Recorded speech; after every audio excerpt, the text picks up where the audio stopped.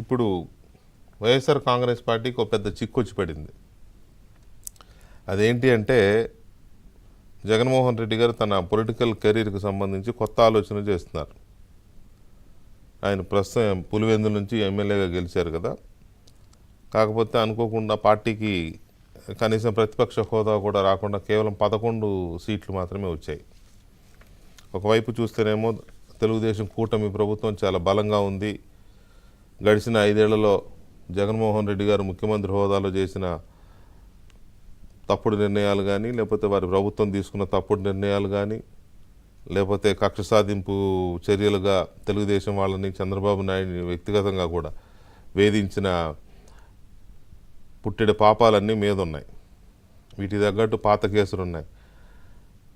తెలుగుదేశం పార్టీని, జనసేనని, ఈ 2 పార్టీల నాయకుల్ని, కార్యకర్తలను వెంటాడి వేధించిన ఇవన్నీ కూడా వీళ్ళకంటే ఆయనకే ఎక్కువ గుర్తున్నట్టున్నాయి. బాధితుల కంటే వేధించిన ఆయనకి ఎక్కువ గుర్తున్నట్టున్నాయి. కాబట్టి వీటన్నిటి రిఫ్లెక్షన్ తప్పకుండా తన మీద ఉంటుందనే ఒక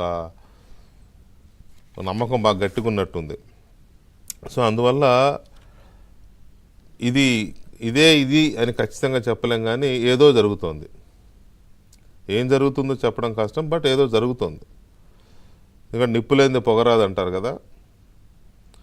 గడిచిన 4 రోజులుగా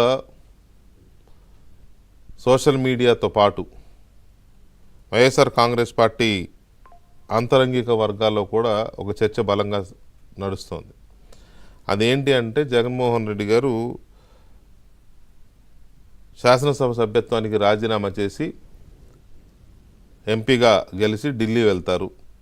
ఢిల్లీ వెళ్తే ఏంటంటే కాస్త సేఫ్టీ ఉంటుంది. అట్ ది సేమ్ టైం ఢిల్లీలో ఉంటే కాస్త ఢిల్లీ పెద్దలు ఉంటారు కదా, బీజేపీ పెద్దలు, కేంద్ర ప్రభుత్వంలో ఉండే పెద్దలు, వాళ్ళతో కాస్త లాబింగ్కి వాటికి సమయము ఉంటుంది. కాస్త ఎంపీగా ఉంటారు కాబట్టి కాస్త ప్రోటోకాలు ఇది ఉపయోగపడుతుందని ఆలోచన చేస్తున్నారు అనేది చాలా బలంగా వినపడుతున్న చర్చ. ఇది నమ్మడానికి లాజిక్ ఉంది. ఎందుకంటే ఆయనకి చాలా ఇబ్బందులు ఉన్నాయి, చాలా కేసులు ఉన్నాయి. అక్కడ ఆయన లేకపోతే, ఆయన అక్కడ లేకుండా ఉండడం కంటే అక్కడ ఉంటేనే కొంత బెనిఫిట్ అవుతుంది. కాబట్టి ఈ జరుగుతున్న ప్రచారాన్ని నమ్మడానికి కాస్త ఆస్కారం కలుగుతోంది. అయితే ఇక్కడే పెద్ద చిక్కొచ్చి పడింది. ఆల్రెడీ చర్చ జరిగిందని,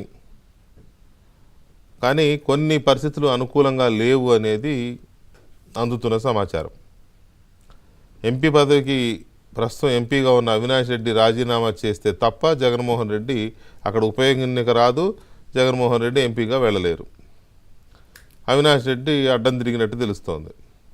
అంటే పూర్తిగా నేను తప్పుకోను అని ఉండకపోవచ్చు, కానీ ఇష్టపడలేదని రాజీనామా చేయడానికి తను ఎంపీగానే ఉంటానని చెప్తున్నట్టుగా వార్తలు వస్తున్నాయి. సో మరి అది ఎలాగా అవినాష్ రెడ్డిని ఒప్పిస్తారు? At the same time Jaganmohan Reddy గారు పులివెందుల ఎమ్మెల్యే పదవికి రాజీనామా చేస్తే పులివెందులో కూడా ఉప ఎన్నిక వస్తుంది. మరి పులివెందుల్లో ఎవరు పోటీ చేస్తారు? భార్య, తల్లి. నిన్నటి సిచ్యువేషన్ చూస్తేనైతే తల్లికి కొడుక్కి కొంత దూరం పెరిగినట్టే కనబడుతుంది. కాబట్టి పైగా మొన్న కడప జరిగిన ఎన్నికల్లో విజయలక్ష్మి గారు స్వయంగా ఒక వీడియో రిలీజ్ చేసి ఓటర్లకు విజ్ఞప్తి చేశారు తన కూతురికే ఓట్లు వేయమని.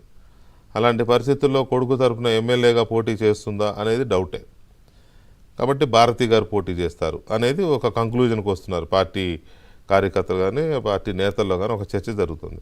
సో ఇవన్నీ ఎంతవరకు వర్కౌట్ అవుతాయి, జగన్మోహన్ రెడ్డి గారు ఎంతవరకు దీన్ని సీరియస్గా ఇంప్లిమెంట్ చేసి ఆయన ఎంపీగా గెలిచి ఢిల్లీ వెళ్ళాలనుకుంటున్నారు అనేది ఒక అంశం. అయితే రెండవ అంశము, ఇది నిజమైపోయినట్టుగా రేవంత్ రెడ్డి గారు అప్పుడే ఒక